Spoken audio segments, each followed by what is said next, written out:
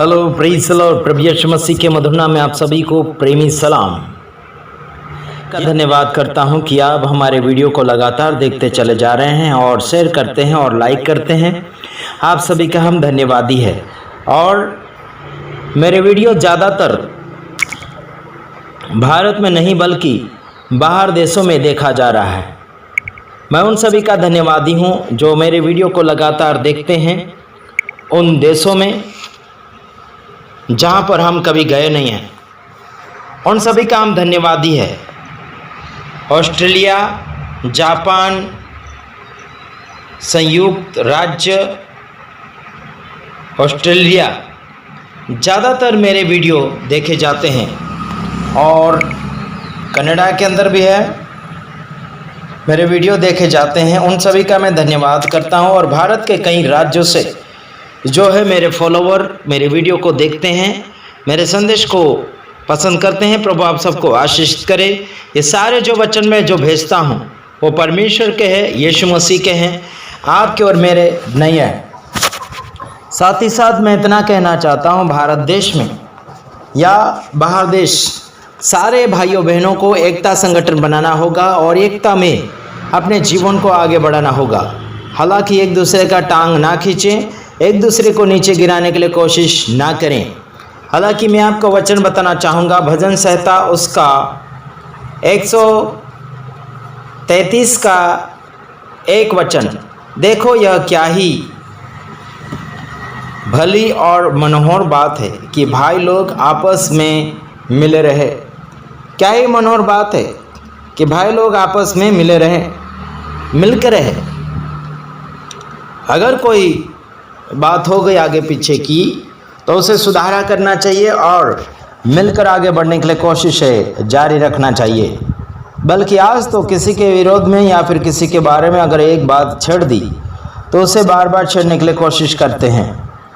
तो देखिए, हमें स्वर्ग में रहने के लिए कोई अलग अलग घर या फिर कोई नगर नहीं मिलेगा, वहाँ साथ में रहना होगा।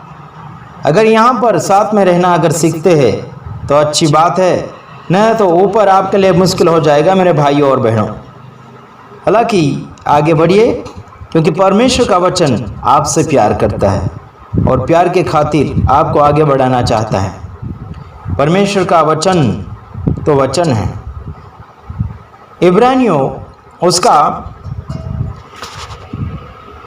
13 अध्याय उसका 8 वचन, यीशु मसीह कल और आज और युगानुयुग एक जैसा है। वह कभी भी बदलता नहीं और ना ही कहीं मुखरता है। वह एक जैसा परमेश्वर है। उसे अलग अलग रीति से अलग अलग रंग रूप के अंदर यीशु मसीह को दर्शाने के लिए या फिर परमेश्वर को दर्शाने के लिए कोशिश ना करें। मेरे भाइयों और बहनों, काफ़ी दिनों से मैं आपके लिए संदेश भेजता चला आ रहा हूँ, लेकिन आप संदेश तो सुनते हैं बल्कि संदेश को मानते नहीं। इसमें आपका प्रॉब्लम है। मेरे भाइयों और बहनों, सब लोग एकता संगठन बनाएं और एकता में आगे बढ़िए।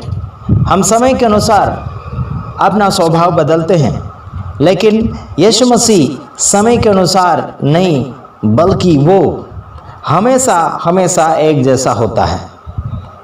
तो ध्यान दीजिएगा, कुछ लोगों को मैंने कहा कि अगर गलत करोगे तो उस हिसाब से आपको हम नतीजा सिखाएंगे और अच्छा करेंगे तो उस हिसाब से आपको हम सलाम करेंगे, नमस्कार करेंगे, आपको धन्यवाद देंगे। हालांकि देखिए, सरकार सबके लिए बराबर होती है। सरकार कभी प्यार करती है, कभी डंडे में मारती है। तो उसी प्रकार से हम भी कभी आपको प्यार दर्शाएंगे, कभी गुस्सा दर्शाएंगे, कभी डांटेंगे, कभी लाड प्यार करेंगे, लेकिन ये आप सबके लिए भला ही होगा। ध्यान दीजिएगा मेरे तमाम भाइयों बहनों, यीशु मसीह आज और कल और हमेशा ही एक जैसा है। तो फिर आपको अलग अलग प्रकार से रंग रूप में मूर्तियों में यीशु मसीह लाकर दर्शाने के लिए कोशिश क्यों कर रहे हैं? तो ध्यान दीजिएगा, दुनिया के साथ समझौता ना करें, यीशु मसीह के साथ समझौता करें, उसी में आप सबका भला होगा और भला ही यीशु मसीह के तरफ से ही बढ़ता है। यीशु मसीह ने आपके विरोध में कभी भी बुरा नहीं सोचा। हालांकि अच्छा ही सोचा है। पहला यूहन्ना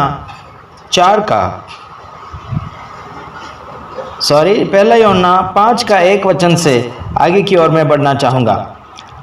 जिसका यह विश्वास है कि यीशु मसीही है, यीशु ही मसीह है, वह परमेश्वर से उत्पन्न हुआ है, और जो कोई उत्पन्न करने वाले से प्रेम रखता है वह उससे भी प्रेम रखता है जो उससे उत्पन्न हुआ है। दूसरा वचन, जब हम परमेश्वर से प्रेम रखते हैं और उसकी आज्ञाओं को मानते हैं तो इसी से हम यह जान लेते हैं कि हम परमेश्वर की संतानों से प्रेम रखते हैं। हेलो, अगर आप प्रेम को जानते हैं, प्रेम परमेश्वर है, एक दूसरे से प्रेम बढ़ा रहे हैं, तो आप खुद को पहचान लोगे कि आप परमेश्वर के बेटे बेटियां हैं, उसके संतान हैं, उसका आप सन हैं, उसके बेटे हैं। अगर आपके अंदर, मेरे अंदर प्रेम ही नहीं होगा तो आप खुद अपने आप को नहीं पहचान पाएंगे, केवल शैतान को ही पहचानेंगे जो मनुष्य जाति के अंदर फूट फाट डालता चला जाता है। तीसरा वचन मैं आपके लिए पढ़ रहा हूँ, क्योंकि परमेश्वर का प्रेम यह है कि हम उसकी आज्ञाओं को मानें, और उसकी आज्ञाएं बोझदायक नहीं हैं। उसकी आज्ञा को माने, उसका ये प्रेम है कि उसकी आज्ञा को माने। अगर हम उसको प्रेम करते, परमेश्वर को प्रेम करते हैं तो उसकी आज्ञा को माने, उसकी बातें माने, उसका कहना माने। यीशु ने कहा कि अपने पड़ोसी को अपने समान प्रेम करें, तो उसकी बात मानना ही चाहिए। कुछ दिन पहले हमारे पड़ोसी, हमारे साथी लोग,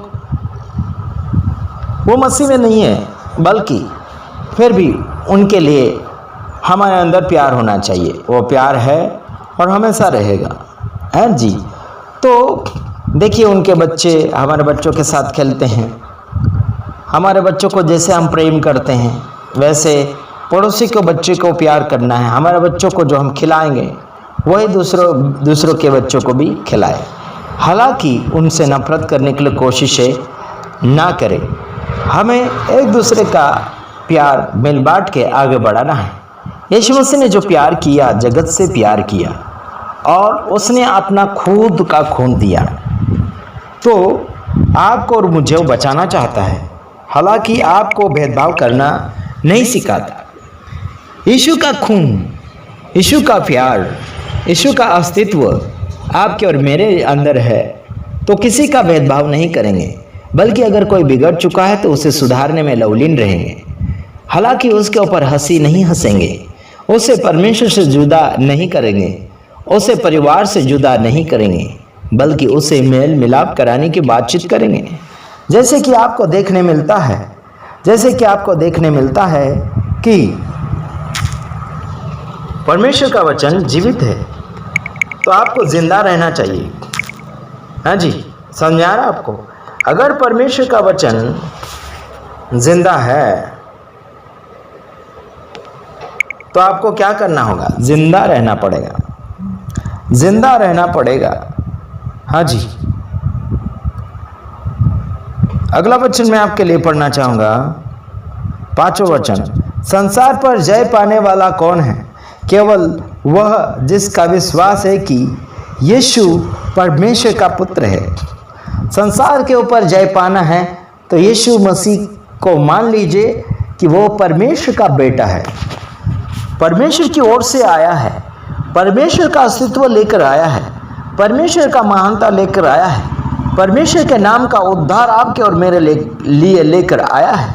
जो उसके ऊपर विश्वास करते हैं वो परमेश्वर के बेटे कहलाते हैं। जो उसके ऊपर विश्वास नहीं करते हैं वो शैतानी कहलाते हैं, शैतान के बेटे कहलाते हैं। परमेश्वर के बच्चे और शैतान के बच्चों में फर्क पड़ता है। हेलो मेरे भाइयों और बहनों, पहचानना है तो आपको वचन के साथ मैचिंग करके पहचानना है। अगर वचन आपके जीवन में मिला हुआ है तो ज़रूर आप आगे की ओर बढ़ रहे हैं। अगर किसी को खिंचातानी कर रहे हैं तो आप पीछे की ओर जा रहे हैं, अपने आप को भी पीछे कर रहे हैं और दूसरों को भी पीछे कर रहे हैं। तो आगे बढ़िए, प्रभु आप सबको आशीषित करना चाहता है। एक वचन बोलने के बाद मैं अब समाप्ति की ओर जा रहा हूँ। एक वचन बोलने के बाद मैं समाप्ति की ओर जा रहा हूँ। ध्यान दीजिएगा, परमेश्वर का वचन आपसे क्या बातचीत करना चाहेगा। तो आइए देख लेते हैं।